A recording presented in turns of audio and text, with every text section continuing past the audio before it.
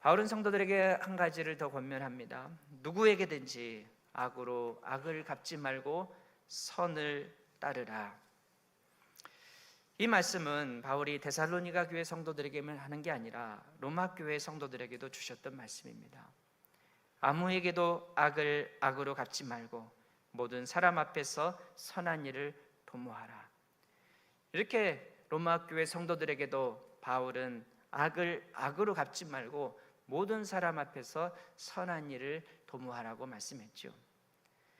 그리고 이 말씀은 바울 사도만 했던 말씀도 아니고 또 베드로 사도도 성도들에게 권면했던 말씀이기도 합니다. 악을 악으로 욕을 욕으로 갚지 말고 도리어 복을 빌라. 이를 위하여 너희가 부르심을 받았으니 이는 복을 이어받게 하려 하십니다. 이처럼 베드로 사도 역시 악을 악으로 또 욕을 욕으로 갚지 말라고 말씀합니다. 오히려 도리어 복을 빌어주라라고 말씀해요. 그리고 이렇게 한 말씀 덧붙입니다. 이를 위하여 너희가 부르심을 받았느니라. 그러니까 너희가 하나님의 백성으로 택함받고 부름받은 것은 바로 악하게 살지 말고 이제는 선하게 살라는 뜻이란 얘기죠. 너희가 악을 버리고 선하게 살라고 너희를 부르신 거다. 그러니 너희가 부르심에 합당한 삶을 살라고 베드로 사도는 지금 권면해주고 있습니다. 여러분, 지금까지 어떤 삶을 살아오셨습니까? 악을 버리고 선을 행하며 살고 계십니까? 예수님께서는 사람들이 너희 착한 행실을 보고 하나님께 영광을 돌리게 하라고 말씀했어요. 사람들이 너희 행실, 너희 손으로 행하는 그 착한 행실을 보고 너희가 믿는 그 하나님께 영광을 돌리게 만들어라.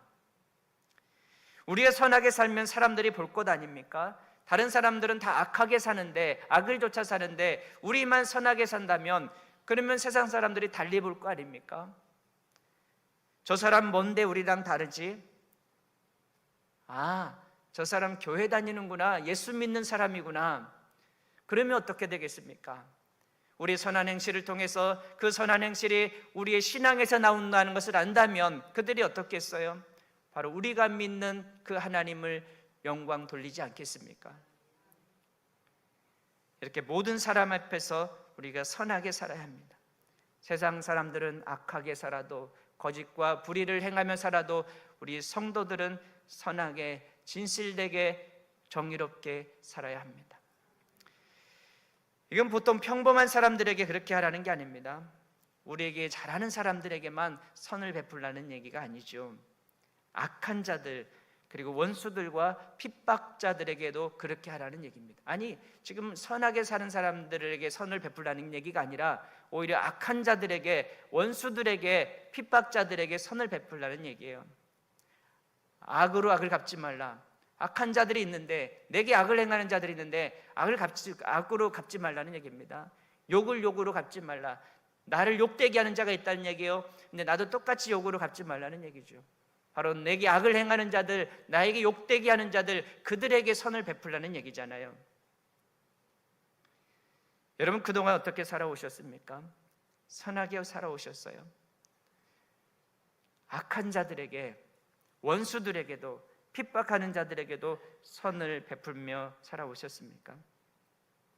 아니면 악을 악으로 갚으며 살지 않았습니까? 욕을 욕으로 갚으며 살아오지 않으셨어요? 나를 해치는 원수들에게는 내가 몇 배로 갚아줘야만 직성이 풀리는 그런 삶을 여러분 살아오지 않으셨습니까? 이제 악을 행하는 자들에게도 선으로 갚아보세요.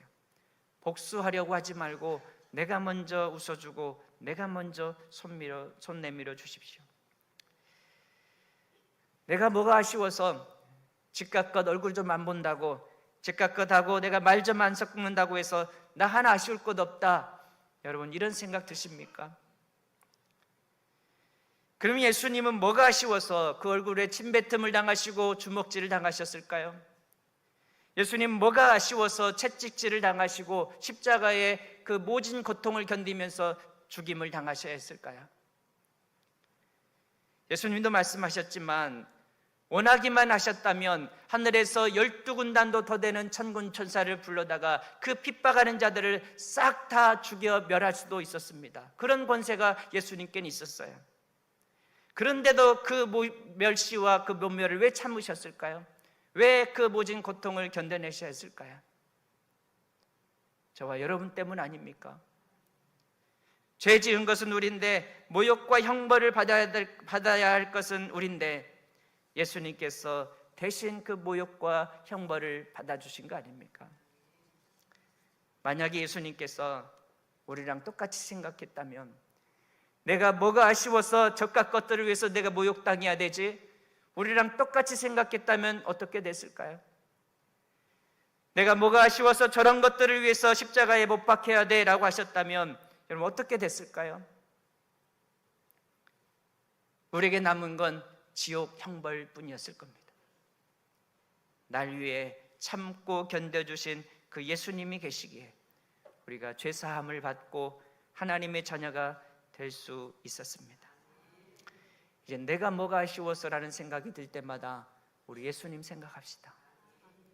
날 위해 모욕당하시고 날 위해 십자가를 대신 짊어지신 그 예수님을 생각합시다.